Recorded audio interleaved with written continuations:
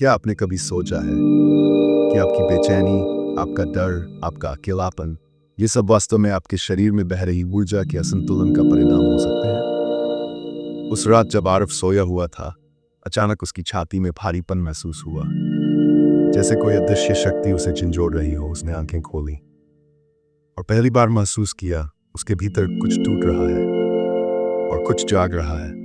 वो नहीं जानता था कि ये एक सामान्य सपना नहीं था। ये उस ऊर्जा का पहला संकेत था जो वर्षों से उसके भीतर सोई पड़ी थी और अब जागना चाहती थी। हम सभी के भीतर ऐसी ही एक ऊर्जा है, इसे कुंडलिनी कहते हैं, और ये शक्ति शरीर के 7 ऊर्जा केंद्रों यानी चक्रों में स्थित होती है। लेकिन सवाल है, क्या हम इन चक्रों के अस्तित्व को महसूस कर सकते हैं? ओशो कहते हैं, जब तक तुम्हारे भीतर ऊर्जा के स्रोत नहीं खुलते, तुम जीवन को केवल सपनों की तरह जीते हो। वास्तविकता की झलक तब आती है जब चक्र जागते हैं। आपका शरीर सिर्फ मांस और हड्डी नहीं है, यह एक ऊर्जात्मक संरचना है जिसमें 7 प्रमुख ऊर्जा केंद्र होते हैं: मूलाधार, स्वादिपूर्ण, अनाहत, विशुद्धि एंड सहस्रार। इनमें से हर चक्र का एक विशिष्ट स्थान, रंग, ध्वनि और मानसिक आध्यात्मिक भूमिका होती है। जब कोई चक्र असंतुलित होता है तो आपके व्यवहार, सोच, स्वास्थ्य और जीवन की दिशा को प्रभावित करता है। आरव की तरह बहुत से लोग जीवन में सब कुछ पा लेने के बाद भी खोया खोया महसूस करते हैं। वो नहीं जानते कि उनके भीतर की ऊर्जा रुकी हुई है और वही उनके जीवन में बाधाएं ला रही है। चलिए समझते हैं इन चक्रों को एक एक करके। लेकिन ये कोई सूखा जान नहीं, ये वो सच है जिसे महसूस किया जा सकता है। मूलाधार चक्र। ये चक्र हमारे अस्तित्व और सुरक्षा से जुड़ा है। जब आप डर में जीते हैं, जब आपको लगता है कि दुनिया आपके खिलाफ है, ये संकेत है कि आपका मूलाधार चक्र असंतुलित है। आरव जब अपने जीवन की शुरुआत में लगातार असुरक्षित महसूस करता था, नौकरी, रिश्ते, पैसे, ये सब मूलाधार के असंतुलन का संकेत था। जब उसने ध्यान में लम मंत्र का जाप शुरू किया तो कुछ ही दिनों में उसे एक गहराई से जुड़ाव महसूस होने लगा। स्वादिष्ठान चक्र।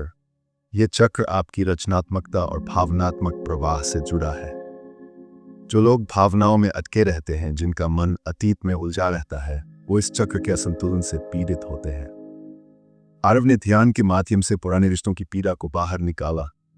उसने रोना सीखा, माफ करना सीखा, और यहीं से उसका स्वादिष्ठान जागने लगा। अनुभव।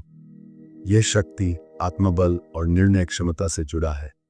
जो व्यक्ति हमेशा दूसरों पर निर्भर रहता है, निर्णय नहीं ले पाता है, उसका मणिपुर चक्र बंद होता है। जब आरव ने रम मंत्र के साथ प्राणायाम करना शुरू किया तो उसमें एक नई ऊर्जा आई। वो अब खुद निर्णय लेने लगा और यह उसकी आत्मा की आवाज थी। अनाहत। ये चक्र प्रेम, करुणा और क्षमा से जुड़ा है।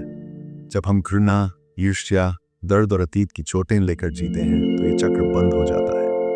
आरव का सबसे गहरा अनुभव यही हुआ जब उसने अपनी माँ को गले लगाकर कहा, मुझे माफ करना, मैं तुमसे प्रेम करता हूँ। उसी दिन उसकी छाती में एक अजीब सी गर्माहट उठी, जैसे वर्षों से बंद एक दरवाजा खुल गया हो। विशुद्धि चक्र।